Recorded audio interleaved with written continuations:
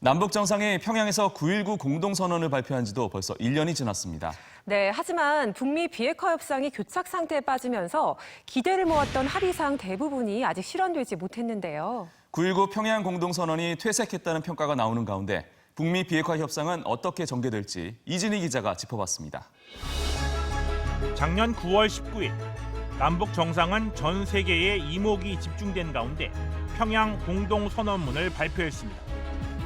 한반도 비핵화를 위해 노력하겠다는 김정은의 육성이 전파를 타면서 한반도 평화와 공존에 대한 기대감도 한껏 높아졌습니다. 조선 반도를 핵무기도 핵 위협도 없는 평화의 땅으로 만들기 위해 적극 노력해 나가기로 확약하였습니다.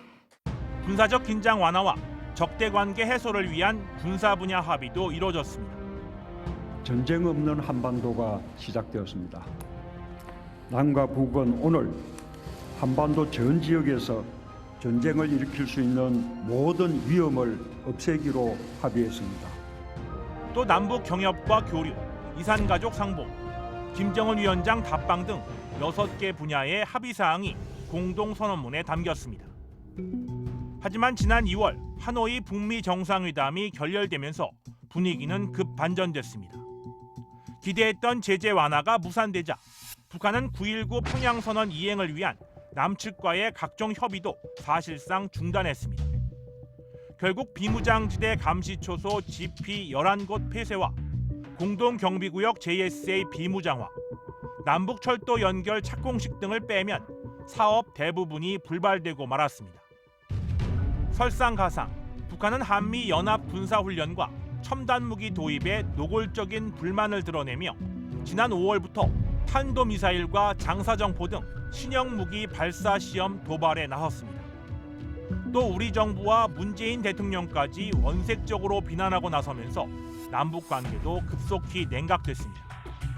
결국 지난 목요일 열린 평양 공동선언 1주년 기념식은 북한이 참여하지 않은 반쪽짜리 소규모 행사로 진행됐습니다. 북미 간 하노이 회담 이후 교착 상황이 있지만 대화의 불씨는 꺼지지 않았습니다. 북한은 평양 공동선언 1주년에 대한 입장을 내놓진 않았습니다. 하지만 지난 9일 북미 실무협상을 이달 말 재개하자고 미국에 제안했습니다. 또 일주일 뒤엔 실무협상 조건으로 체제 안전 보장과 제재 해제를 요구했습니다. 새 계산법을 가져오라며 미국을 압박했지만 북한이 그동안 회피해온 실무회담장으로 발길을 돌리면서 꽉 막힌 북미 협상에 새로운 전기가 마련될 거란 전망도 나옵니다.